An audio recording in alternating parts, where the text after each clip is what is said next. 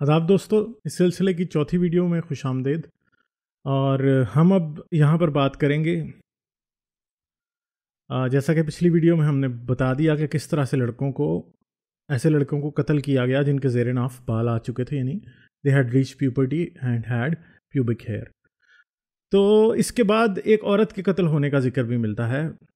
تاریخ طبری کے مطابق اس عورت نے چکی کا ایک پارٹ اوپر سے پھینکا تھا جو کہ رسول کے کسی ساتھی کو لگا اور اس کی موت ہو گئی۔ تو یہ ابھی سنن ابو داؤد جلد 9 کی حدیث نمبر 898 میں یوں لکھی ہے کہ حضرت عائشہ سے روایت کرتے ہیں کہ بنو قریظہ کی عورتوں میں سے کوئی عورت نہیں ماری گئی مگر ایک عورت جو میرے پاس بیٹھی ہوئی تھی، باتیں کر رہی تھی اور ہنستی جاتی تھی، اس طرح کہ اس کے پیٹ اور پیٹھ میں بل پڑتے تھے، اور رسول اللہ اس کے مردوں کو بازار میں قتل کر رہے تھے، یہاں تک کہ ایک پکارنے والے نے اس کا نام لے کر پکارا، فلانی عورت کہاں ہے؟ وہ بولی میں ہوں۔ میں نے پوچھا یہ کیا ہوا تجھ کو، یعنی تیرا نام کیوں پکارا جاتا ہے؟ تو اس نے تو نے قصور کیا کیا؟ وہ بولی میں نے ایک نیا کام کیا کہ رسول اللہ کو معاذ اللہ گالیاں دی۔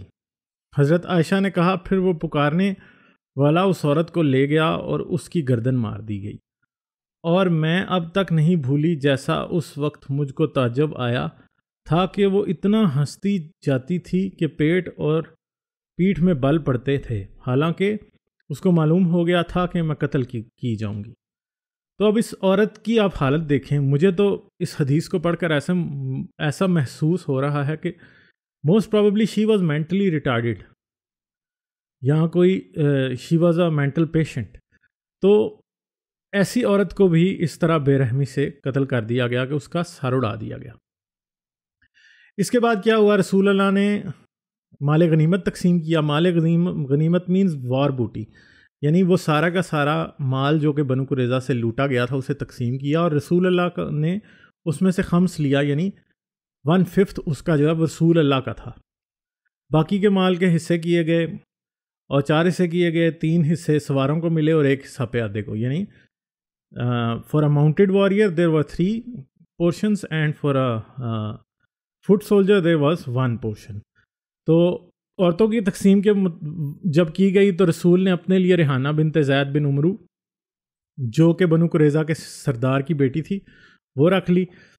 رسول اللہ نے ریحانہ سے کہا کہ وہ اسلام قبول کر لیں، مگر انہوں نے کہا کہ نہیں، وہ لونڈی بننا زیادہ پسند کریں گی۔ کچھ روایتوں میں یہ بھی آیا ہے کہ بعد ازاں انہوں نے اسلام قبول کر لیا، مگر ان روایتوں کو اتنا کوئی زیادہ مطلب مستند یا پھر کیا کہتے ہیں ٹرسٹیبل نہیں سمجھا جاتا۔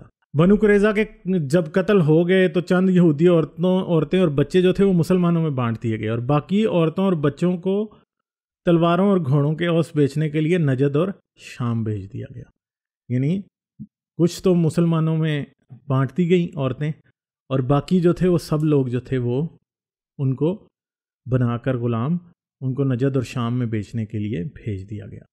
تو اب آپ خود سوچ سکتے ہیں، بیسیکلی مجھے تو یہ ساری کی ساری فلاسفی سے ہی بہت زیادہ سخت اختلاف ہے۔ دیکھیں اب آپ یہاں پر سوچیں کہ جنگ کون کرتا ہے؟ جنگ ہمیشہ مرد کرتے ہیں، اور عرب کے اس کلچر میں کوئی یہودی ہو، مسیحی ہو، چاہے وہ پیگن ہو، کافر ہو، مشرک ہو، جو بھی ہو، یہ مذہب کے فیصلے جو ہیں یہ بھی مرد ہی کرتے تھے، عورت ان فیصلوں میں انوالو نہیں تھی۔ جو فیصلے ہو رہے تھے سارے، یعنی کعب بن اسد ہو گیا، ابو لبابہ ہو گیا، یہ جتنے بھی آپ نام سن رہے تھے اس پوری کی پوری ان 4 ویڈیوز کے اندر آپ نے سنے ہیں جو نام، یہ سب کے سب نام مردوں کے ہیں، سارے فیصلے مرد کر رہے تھے۔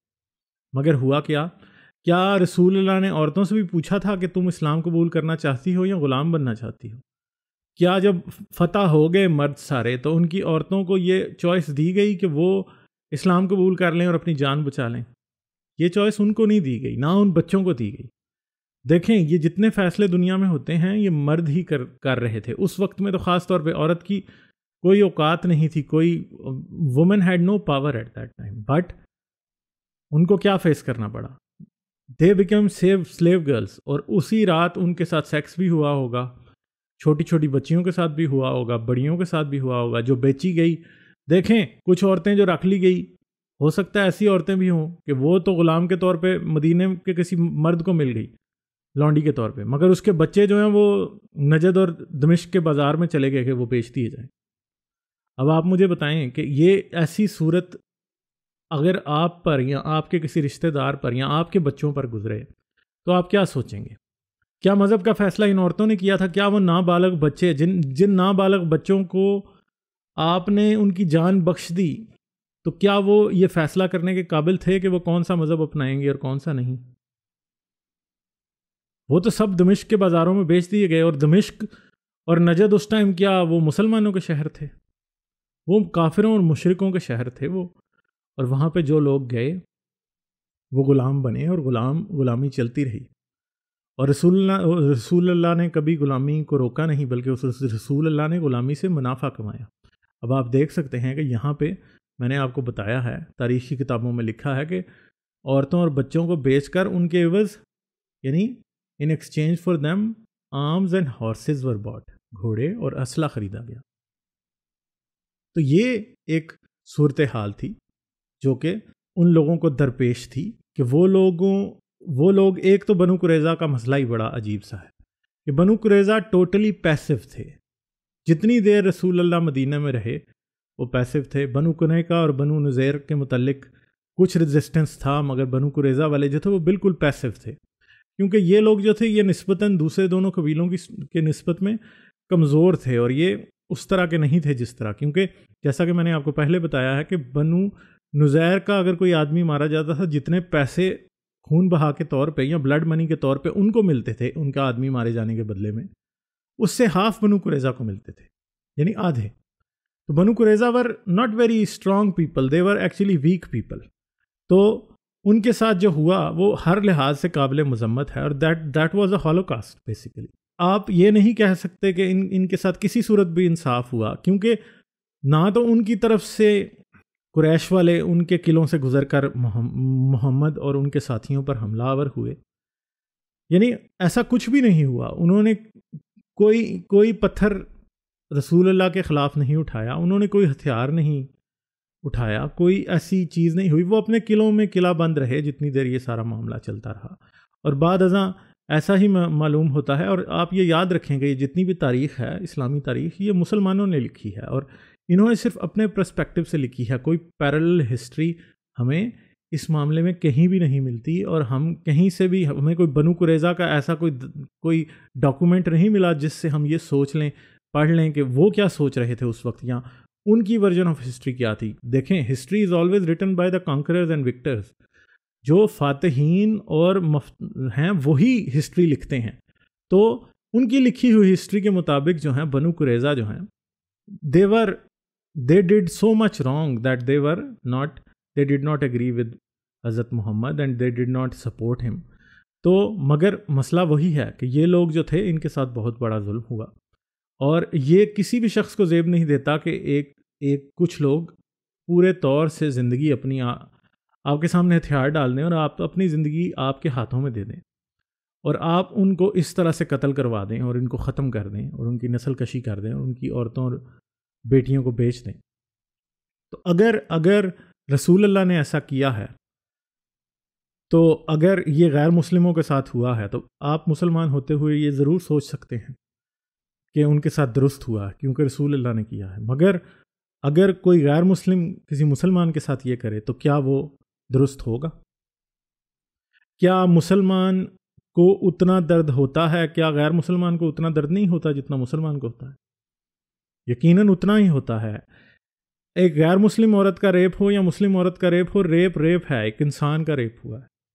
تو آپ انسانوں کو مسلمان، یہودی، ہندو، عیسائی، بدھ مت، کافر، زندیق، مشرک، ملحد کے طور پر نہ دیکھیں، انسانوں کو صرف انسان کے طور پر دیکھیں، اور یہ سمجھیں کہ انسانیت کے سبق کے مطابق جو کچھ بنو قریظہ کے ساتھ ہوا وہ ایک بہت کربناک، ہیبت ناک اور انتہائی بربریت پر مبنی ایک ایسا سانحہ اور حادثہ ہے، یا ایسی بدقسمتی ہے جو کہ کبھی کسی پر بھی نہیں ہونی چاہیے۔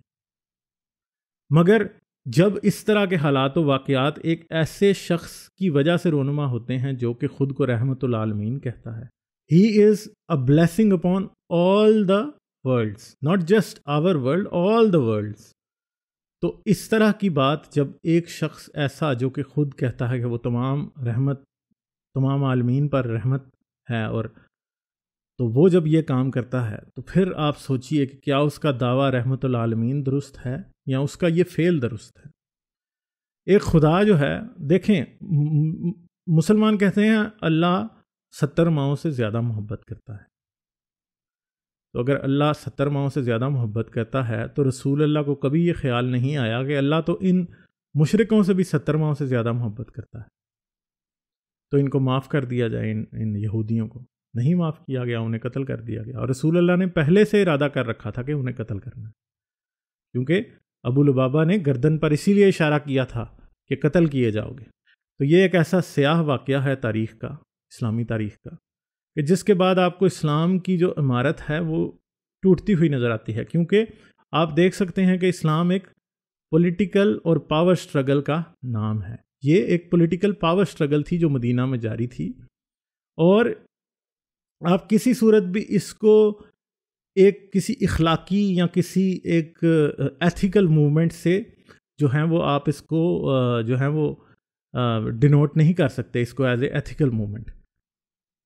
تو آپ سمجھ سکتے ہیں کہ this was a war and everything that happens in a war was happening there and there were war crimes. ادھر جنگی جرائم ہو رہے تھے، اور وہ ساری چیزیں جو کہ آپ کسی بھی بہت بری جنگ سے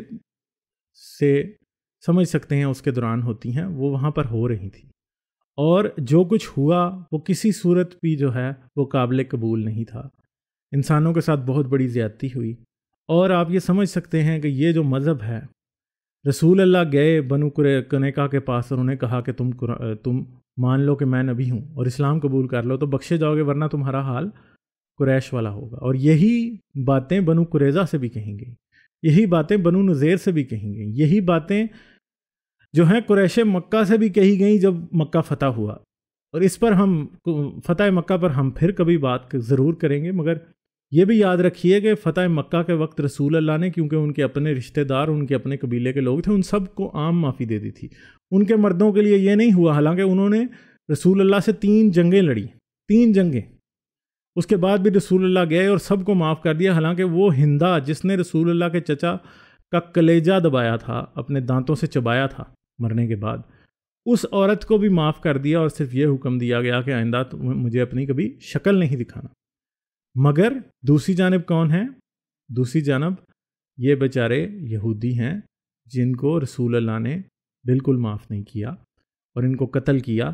کیونکہ ایک تو یہ رسول اللہ پر بہت سے ایسے سوالات اٹھاتے تھے جو کہ اس مذہب کے بارے میں ہوتے تھے، رسول اللہ کی اتھارٹی کو چیلنج کرتے تھے ہمیشہ. اور دوسرا یہ کہ یہ رسول اللہ کے اپنے نہیں تھے. جو اپنے تھے ان کے لیے رسول اللہ واقعی رحمت العالمین تھے، کیونکہ انہوں نے بدر کے بعد تمام لوگوں کو معاف کر دیا. ابو سفیان جو کہ 3 جنگوں میں رسول اللہ کے خلاف کفار مکہ کا سپہ سالار تھا، اس کے گھر کو پناہ گاہ کے طور پر جو ہے ایکسیپٹ کر لیا. اور جو بھی کوئی رسول اللہ سے اپنی جان بچانا چاہتا تھا اس کو ابو سفیان کے گھر میں رہنے کی اجازت تھی. مگر کیا ہوا؟ ان کے حق میں جنہوں نے صرف ایک ایسی سازش ہوئی جو کہ رسول اللہ کو پہلے سے معلوم تھی، جو کہ غالباً نہیں ہوئی، اس میں ان کو بالکل بھی معاف نہیں کیا گیا. اور آپ یہ دیکھیں گے کہ جہاں بھی جتنی بھی جنگیں آپ رسول اللہ کی غزوات ہیں جو آپ ان کی زندگی میں دیکھیں گے، ان میں آپ کو صرف اور صرف قریش ہی معاف ہوتے نظر آئیں گے. باقی جہاں رسول اللہ جاتے تھے جو غیر عرب تھے، خاص طور پہ یہودی جو تھے، ان کو غلام بنایا جاتا تھا، ان کی عورتوں اور بچوں کو بیچ دیا جاتا تھا، اور ہر قسم کا ظلم ان پہ ہوتا تھا. ریپس بھی ہوتے تھے ٹینٹس میں، اور سب کچھ ہوتا تھا. ٹھیک ہے. اور جو جتنی بھی بربریت آپ تصور کر سکتے ہیں وہ ہوتی رہی اور جاری و ساری رہی. مگر رحمت العالمین کا دعویٰ بھی وہی رہا. سورۃ الانبیاء کی آیت 107 کہتی ہے، اور ہم نے آپ کو تمام جہانوں کے لیے رحمت بنا کر بھیجا. تو آپ اس سارے واقعے کو دیکھنے کے بعد یہ ضرور جان گئے ہوں گے کہ جو رحمت بنو قریظہ پر نازل ہوئی وہ کس طرح کی رحمت تھی. غالب کمال کو اجازت دیجیے، پھر دوبارہ کسی اور ویڈیو میں آپ سے ملاقات ہوگی۔ اپنا خیال رکھیے گا۔